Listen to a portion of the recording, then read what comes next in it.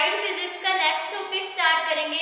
Last lecture में हम discuss कर रहे थे स्ट्रेस के बारे में, तो स्ट्रेस के बारे में हम कंप्लीट करेंगे। स्ट्रेस होता क्या है, स्ट्रेस हमने डिफाइन किया था। अगर हम किसी भी बॉडी पे फोर्स लगाएंगे, फोर्स लगाने के बाद उस पर क्या डिफॉर्मिंग फोर्स एक्ट होगी। क्यों, फोर्स लगाने के बाद उसकी शेप, साइज और कन्फिगरेशन में चेंज आएगा। जब इसमें चेंज आता है तो कौन सी फोर्स अप्लाई होती है, that force is said to be deforming force. तो डिफॉर्मिंग फोर्स एक्ट होगी, मतलब if a force acting on a body produces deformation in the body. जब हम किसी भी बॉडी पे फोर्स लगाते हैं तो वो क्या हो जाती है, उस पर डिफॉर्मेशन एक्ट हो जाती है बॉडी पे। तो उसके कारण क्या है, जो फोर्स ऑफ रिएक्शन क्या है वापस अपनी ओरिजिनल पोजीशन में आती है। तो वो जब ओरिजिनल पोजीशन में आएगी, उसकी शेप, साइज वापस क्या है उसी पोजीशन में आ जाएगी। तो इसके कारण क्या है, इसमें अगर वापस वो अपनी ओरिजिनल पोजीशन पर आ जाएगी तो इसमें क्या इंटरनल बॉडी में चेंजेस आ रहे हैं। किसकी वजह से, this is due to restoring force. जब वापस वो अपनी ओरिजिनल पोजीशन पर आ जाती है तो उस पर फोर्स कौन सी लगती है, रीस्टोरिंग फोर्स। तो वापस वो क्या अपनी ओरिजिनल पोजीशन पर आ गया, तो रीस्टोरिंग फोर्स अप्लाई हुई। तो स्ट्रेस को हमने कैसे डिफाइन किया था, तो अब हम दोबारा देखते हैं। स्ट्रेस को हमने लास्ट लेक्चर में डिफाइन किया था। Stress is defined as the, stress को हमने डिफाइन किया था, it is defined as the restoring force acting per unit area normal to the acting per unit area of the body deformed by an external force. ये थी हमारी definition किसकी, stress की। तो इसको हम कैसे डिफाइन करेंगे, stress is defined as the, stress is defined as the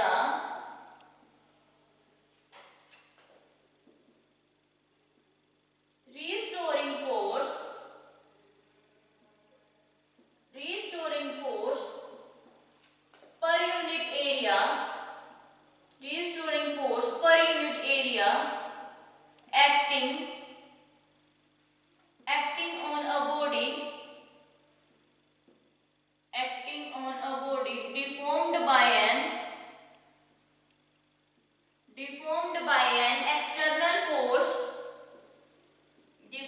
by an external force, that term is said to be stress। उस टर्म को हम क्या बोलेंगे, स्ट्रेस। तो स्ट्रेस का हमने फॉर्मूला क्या डिस्कस किया था, stress is equal to restoring force upon area,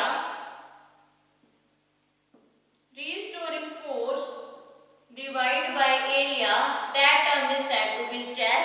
तो इसको हम कैसे लिख सकते हैं, रीस्टोरिंग फोर्स को डिनोट करेंगे कैपिटल एफ से, एरिया को डिनोट करेंगे कैपिटल ए से। So this is the definition of stress. So stress is defined as a, कितना उसमें वापस वो अपनी क्या है ओरिजिनल पोजीशन पर आ जाएगा। तो वो कौन सी फोर्स होगी, रीस्टोरिंग फोर्स, और डिवाइड बाय एरिया वो हमारी क्या होगी, स्ट्रेस। तो एफ इसमें क्या है, restoring force, and A is the area of the body. So next अब हम डिस्कस करेंगे इसमें इसके टाइप्स है स्ट्रेसेस के। दो टाइप्स के स्ट्रेसेस पढ़ेंगे, first is normal stress and second one is tangential stress. So types of stresses are, so where F is the, इसमें हम क्या बोलेंगे, एफ हमारी क्या है, F is the restoring force of the body, restoring force of the body, and A is the area of the body, A is the area of the body.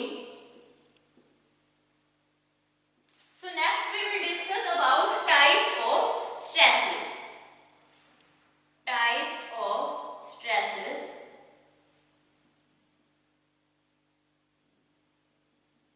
So इसमें दो types के stress पढ़ेंगे, first is normal stress and second one is tangential stress। So there are two types of stress, there are two types of stress। इसमें दो type के हम stress पढ़ेंगे, first one is normal stress, and second one is tangential stress, second one is tangential stress। So now we will discuss about normal stress। तो अब हम first discuss करेंगे normal stress के बारे में, after that we will discuss about tangential stress. तो normal stress हमारा क्या है, normal stress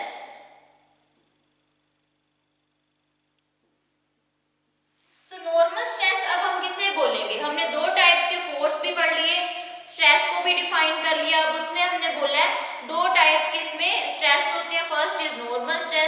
and second one is tangential stress. तो नॉर्मल स्ट्रेस हमारा क्या होगा, द रिस्टोरिंग फोर्स और deforming force acting normal to the surface of the cube, that term is said to be normal force. कि जब हमारी deforming force act होगी उसके लॉन्ग जो हमारा परपेंडिकुलर डायरेक्शन में एंगल बनेगा, उस टर्म को हम बोलेंगे that term is said to be normal stress.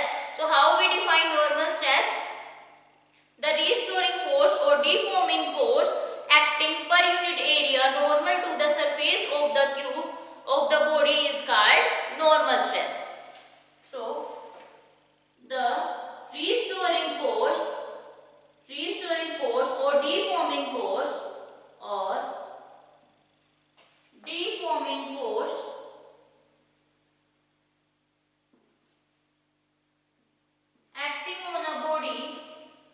acting on a body per unit area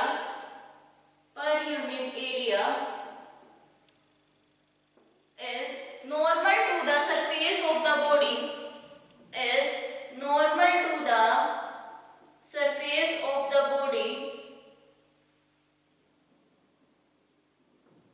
that term is said to be normal stress. उस term को हम क्या बोलेंगे, is called normal stress.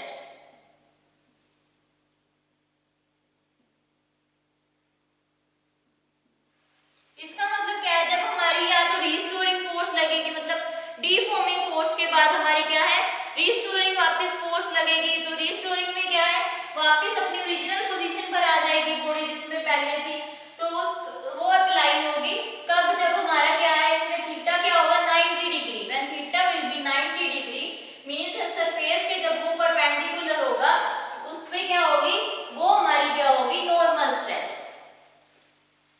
For example अगर हम ले वायर लें तो उसको अगर हमने pulled by surface of the body, तो उसमें क्या है हमारा थीटा 90 होगा, तो वो हमारी क्या होगी that term is said to be normal stress. When a wire is pulled by a force along the length of the wire, then that stress is called normal stress. तो वो स्ट्रेस हमारी क्या होगी नॉर्मल स्ट्रेस होगी। Suppose हमने एक wire ली,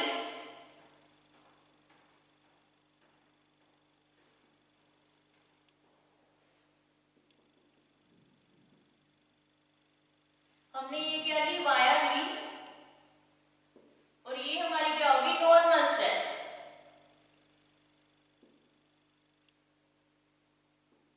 तो ये हमने क्या बोला कि अगर हम रिस्टोरिंग फोर्स या डिफॉर्मिंग फोर्स इस पे एक्ट हो रही है, वो किसकी वजह से हो रही है, restoring force acting per unit area, जब ये क्या एक दूसरे के परपेंडिकुलर होंगे तब ये हमारी क्या होगी that term is said to be normal stress. और अगर हम ले इस पे क्यूब को अगर हम कंप्रेस करें, cube is compressed by a body in which force acting is normal to the surface of the cube. जब हम इस पे फोर्स अप्लाई करेंगे तो उस पे क्या है चारों साइड्स में क्या है फोर्स अप्लाई होगी और उस पे जो फोर्स लगेगी क्यूब पे वो क्या होगी नॉर्मल होगी, तो उस टर्म को हम बोलेंगे that term is said to be normal stress. Suppose अब हमने एक क्यूब ड्रॉ किया,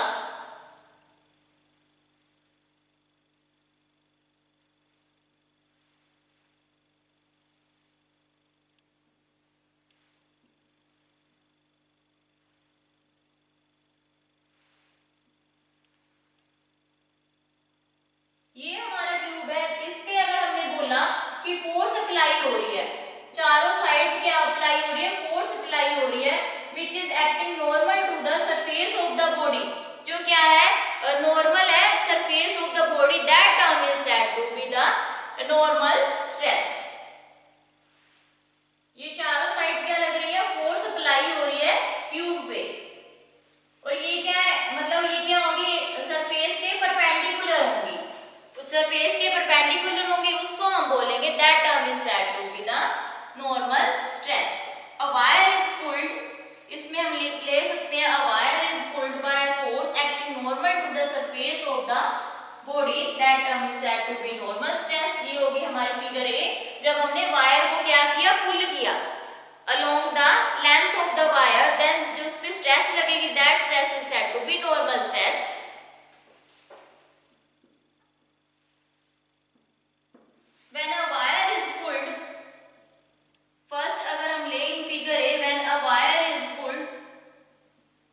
when a wire is pulled by a force,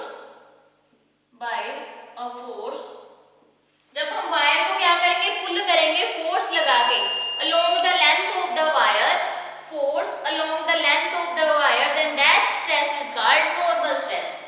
Along the length of the wire, along the length of the wire, then that stress is called, then stress is called normal stress. Then stress is called normal stress. तो वो जो stress लगेगा वो हमारा क्या होगा, normal होगा। हमने एग्जांपल इसमें क्या लिया कि अगर हमने ली वायर के ऊपर जब हमने फोर्स अप्लाई की अलोंग द उसी लेंथ पे, वायर की उसी लेंथ पे, तो वो क्या होंगी, एक दूसरे के परपेंडिकुलर होंगी। तो उस टर्म को हम बोलेंगे that term is said to be normal stress. और सेकंड केस की अगर हम बात करें, when a cube is compressed, when a cube is compressed, force acting is normal to the surface of the cube. When a cube is compressed,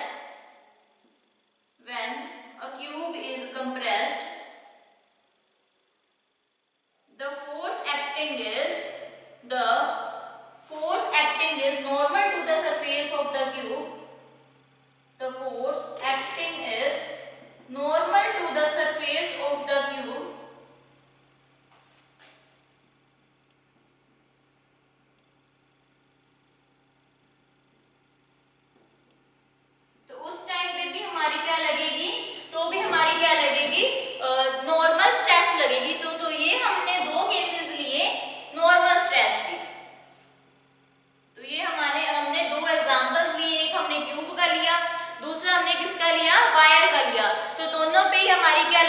normal stress लगेगी। So second हम discuss करेंगे, second one is longitudinal tensile strength.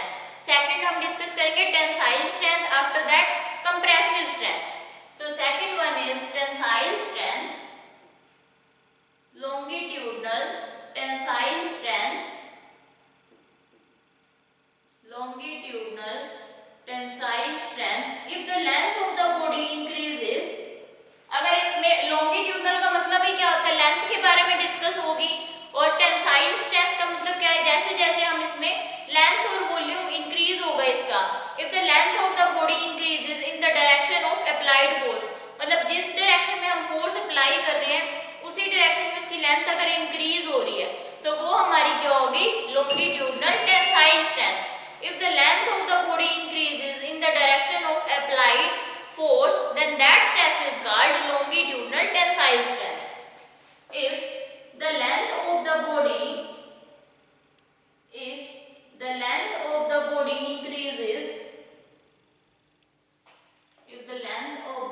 increases, अगर हमारी length increase हो रही है body की in the direction of applied force, in the direction of applied force, in the direction of applied force, then that stress is called longitudinal tensile stress, is called longitudinal tensile stress।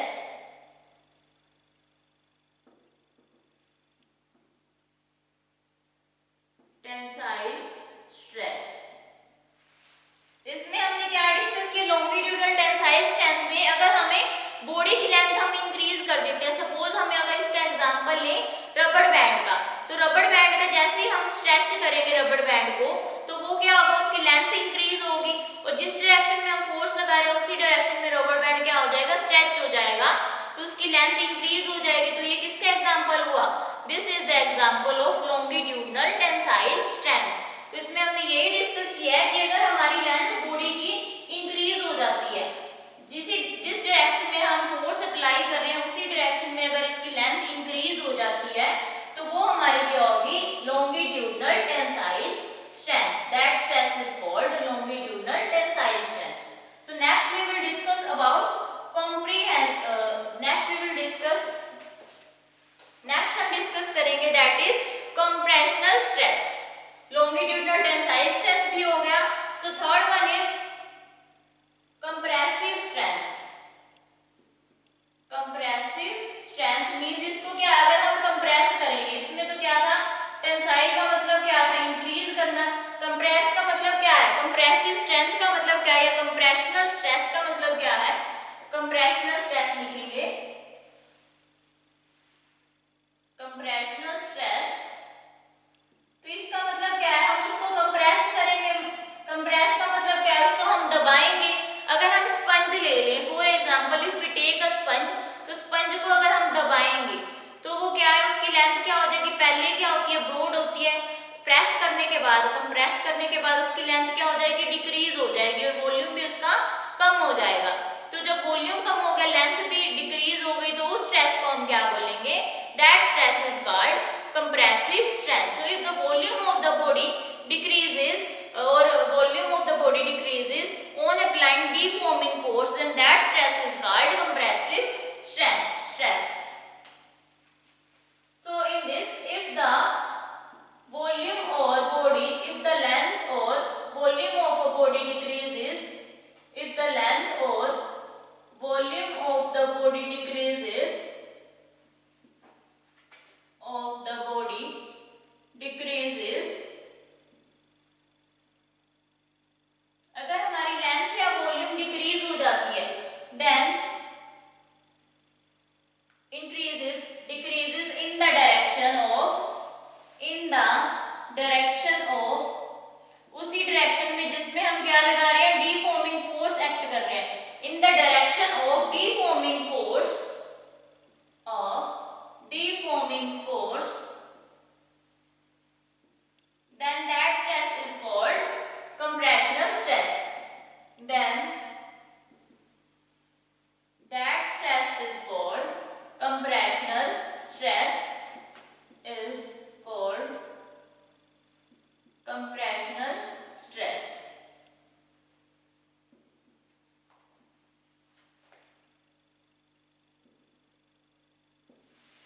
तो इसमें भी हमने example क्या लिया था, अगर हमने sponge ली, sponge की पहले लेंथ क्या थी, ब्रॉड थी, जब हमने उसको कंप्रेस किया, दबाया, तो उसकी लेंथ क्या होगी, कम होगी। लेंथ के साथ साथ उसका वॉल्यूम भी क्या हो गया, डिक्रीज हो गया। तो वो कब होगा, जब हम उस पे फोर्स अप्लाई करेंगे, उसकी लेंथ के साथ साथ उसका वॉल्यूम भी क्या हो जाएगा, कम हो जाएगा। तो जब वो वॉल्यूम और लेंथ कम होगी, तो वो किसकी वजह से होगी, उस पे कौन सी स्ट्रेस लगेगी, कंप्रेशनल स्ट्रेस लगेगी। तो ये थे हमारे स्ट्रेस और स्ट्रेस के टॉपिक्स और स्ट्रेस के फर्दर टाइप्स हमने डिस्कस किए। First one is normal stress, हमने उसमें किया दो टाइप्स की स्ट्रेस होती है, first is normal stress and second one is tangential stress.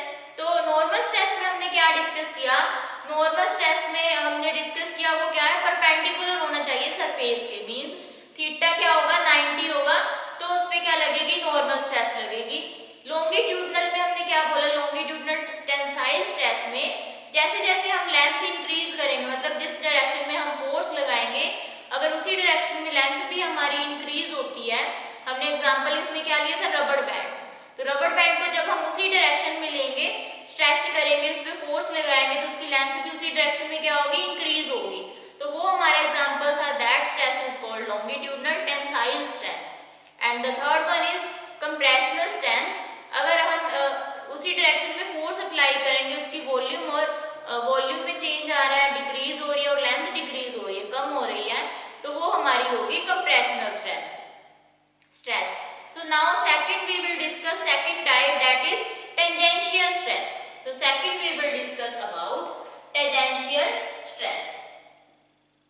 दो टाइप्स की हमने पढ़ा था, सेकंड हम डिस्कस करेंगे, दैट इज टेंजेंशियल स्ट्रेस। दो टाइप्स के स्ट्रेसेस के बारे में पढ़ा था, ये थे हमारे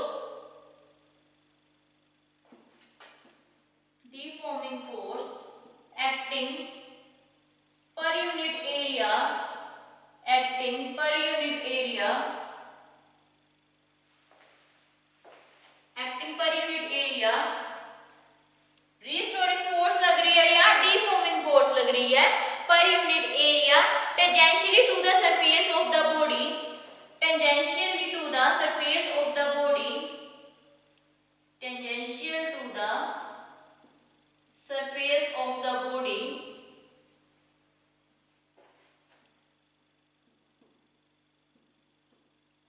that term is said to be tangential stress.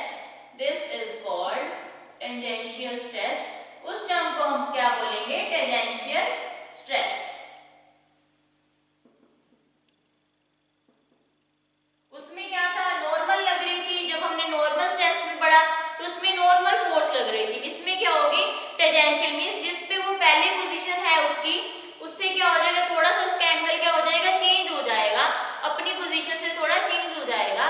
तो उसको हम बोलेंगे, उस पे क्या टेंजेंशियल स्ट्रेस एक्ट हो रहा है. सपोज हमने लिया, क्यूब ड्रॉ किया,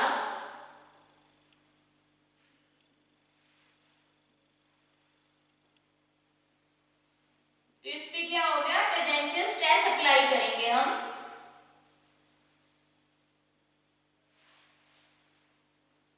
तो इसकी पोजीशन क्या है? फर्स्टली ये हमारी पोजीशन इसकी क्यूब की ऐसे है.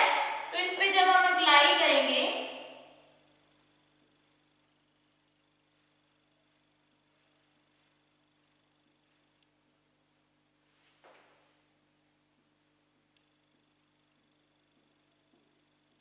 टेंजेंशियल स्ट्रेस हमने क्या बोला था? रीस्टोरिंग फोर्स और deform force act on a body पर unit area tangentially to the surface of the body, then that term is said to be tangential stress. अगर इसमें हमने बोला कि इसका अगर हमारे पास क्या है? क्यूब ऐसे है, तो इसको अगर हम डिफाइन करेंगे तो ये कैसे डिफाइन होगा? इसकी पोजीशन थोड़ी क्या होगी? चेंज हो गई.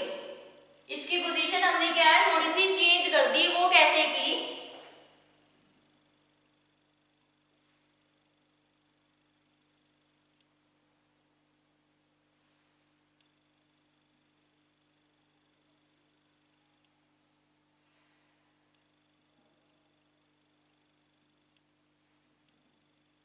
इसकी पोजीशन क्या है? पहले सीधी थी, तो इसको थोड़ा सा ये टेंजेंट बन गया, इसका टेंजेंशियल कर दिया. इसकी पोजीशन क्या कर दी? चेंज कर दी.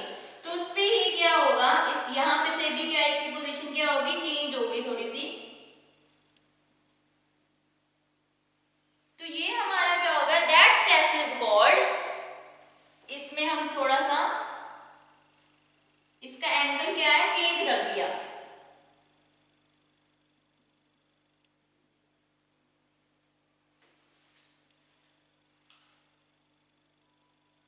इसमें इसकी हमने पोजीशन को चेंज कर दिया. तो ये जो पोजीशन चेंज हुई है, that term is said to be tangential stress. तो ये हमारा क्या है? Tangential stress.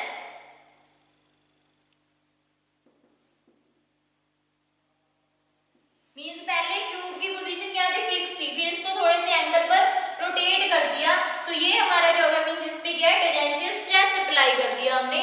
ये अब इसकी अगर हमने यूनिट्स को डिफाइन करना हो, यूनिट्स और डायमेंशंस क्या होंगे स्ट्रेस के? डायमेंशनल फॉर्मूला हमारा स्ट्रेस का क्या है? फोर्स पर यूनिट एरिया. फोर्स के हमें डायमेंशंस पता है.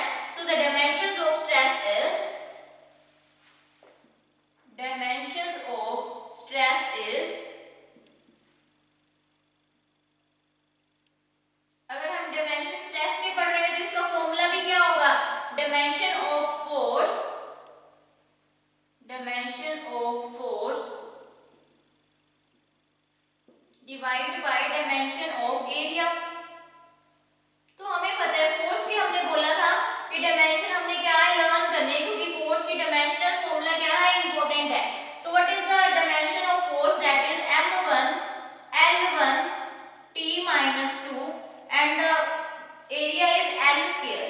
तो ये l square जब ऊपर जाएगा, ये क्या बन जाएगा? m1 l minus 1 t minus 2. So this is the dimension of stress. ये हमने कैसे फाइंड आउट किया? हमें पता है फोर्स के हमारे पास डायमेंशंस क्या होते हैं. What is the dimensions of force? ये हमने बोला था कि इसके फोर्स के डायमेंशंस बहुत इंपॉर्टेंट है, तो आपको ये डायरेक्ट लर्न रखने हैं. तो फोर्स के डायमेंशन क्या है? m1 l1 t minus 2. Area का फॉर्मूला क्या होता है? Length into breadth. तो इसको हम कैसे डिफाइन करेंगे? l square. So l square जब ऊपर जाएगा, l स्क्वायर जब ऊपर जाएगा तो l स्क्वायर ऊपर जाने के बाद l minus 2 plus 1 minus 2 plus 1 is m1 l minus 1 t minus 2. So this is the dimension of stress. तो हमने इसमें क्या डिस्कस